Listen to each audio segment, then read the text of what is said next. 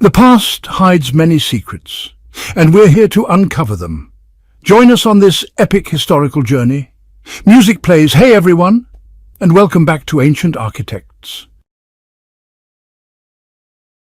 In one of my earlier videos, I talked about a theory by Professor Evan Watkins. He suggested that ancient people could cut stone by harnessing the power of the sun. A lot of people, including me, don't believe that simple tools were enough to create some of the amazing stone monuments we see around the world today. These range from Machu Picchu in South America to the Giza Plateau in Egypt. Some believe ancient aliens were responsible. But I've never seen solid evidence for that theory. Sure, you can interpret old texts, images and structures in different ways, but I personally think there was once a highly advanced civilization that collapsed at the end of the last ice age, leaving traces of its technology scattered across the world. One thing's for sure, some ancient ruins show signs of incredibly advanced stonework, but I don't think it was done with electricity or power tools.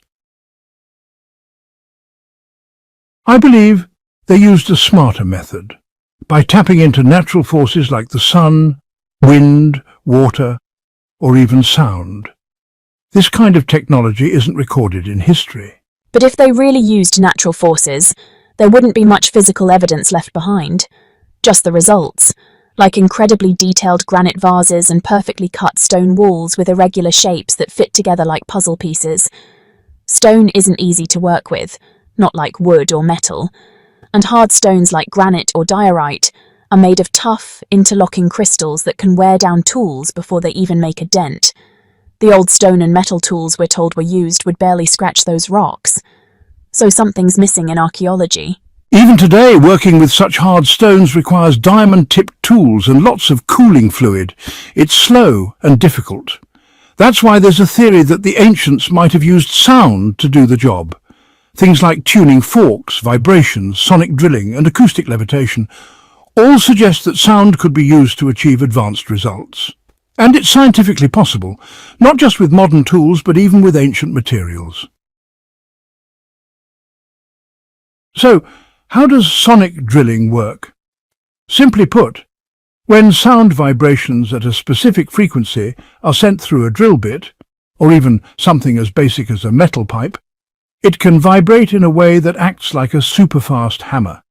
The bit doesn't even need to spin much because the vibrations do the work.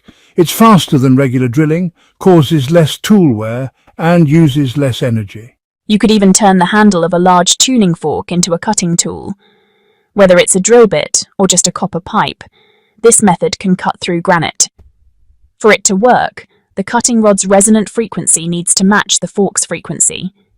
Scientifically, here's what happens.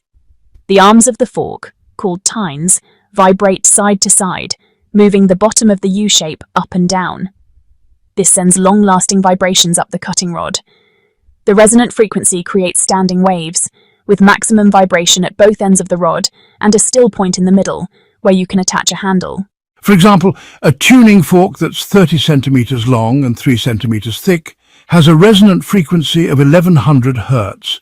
You'd need a 1.5 meter long rod for proper cutting, like what's shown in this example. Notice how the rod and fork look kind of like a trident, or even an ankh symbol.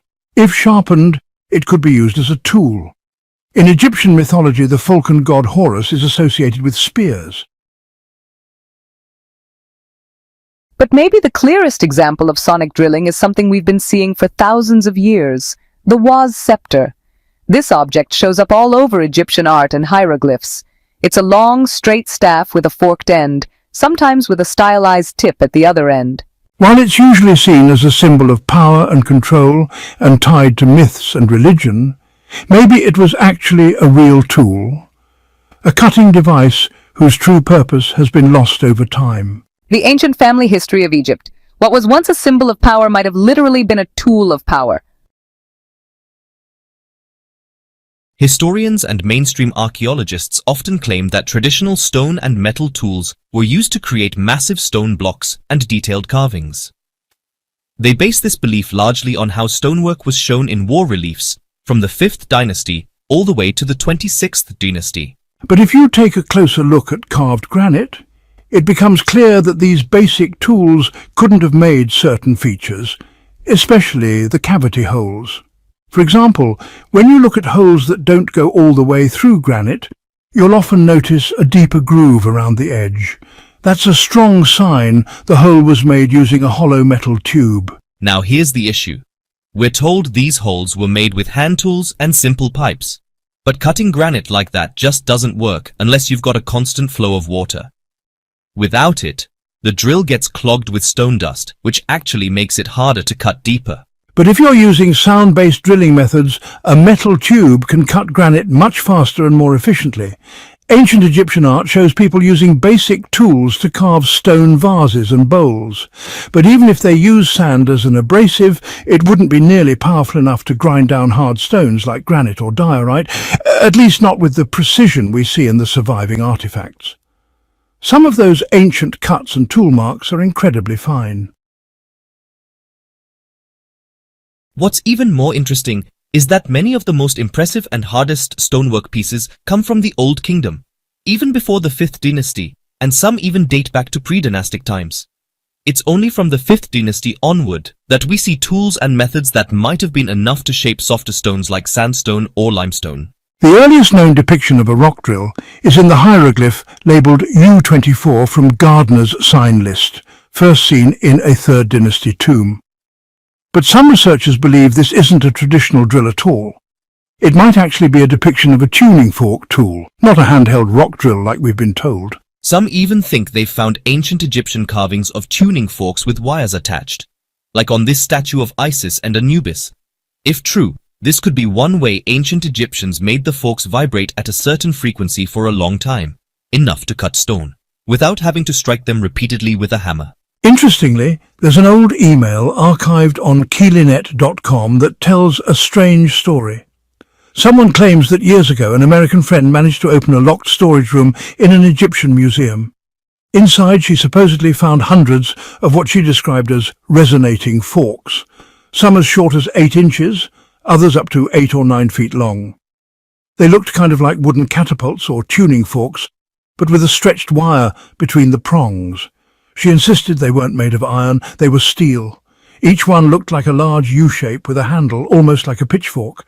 When the wire was connected, the forks would vibrate for an incredibly long time. That made her wonder, could these tools have had solid cutting tips on the bottom, used to carve or engrave stone once they started vibrating? Of course, there's no way to verify that old email from 1997, but it's fascinating. Especially when you consider the matching carvings of wired tuning forks on the statue of Isis and Anubis. There's also a Sumerian cylinder seal that clearly shows a musician holding a tuning fork, which suggests that this technology might not be a recent invention at all. Despite what we're told, it may go back thousands of years, far earlier than the 18th century when tuning forks were supposedly invented. Whatever the truth is, independent researchers have already shown that you can drill into hard stone using copper tubes and sonic methods. New studies at ancient stone sites around the world suggest that ancient people understood acoustics surprisingly well, and they factored sound into the way they built structures. This relatively new field is called archaeoacoustics, and we've seen its significance at places like Stonehenge in England, Adam's Calendar in South Africa, Göbekli Tepe in Turkey, and of course the Great Pyramid of Egypt. These sites all share unmistakable acoustic properties. They can amplify sound waves, which could have helped vibrate tools at a steady frequency, possibly explaining some of the advanced stone-cutting techniques that still puzzle historians today. So, thanks for watching this episode of Ancient Architects. Be sure to subscribe to discover more of our hidden history. Like, comment, and support our journey as we search for the truth behind the ancient mysteries. See you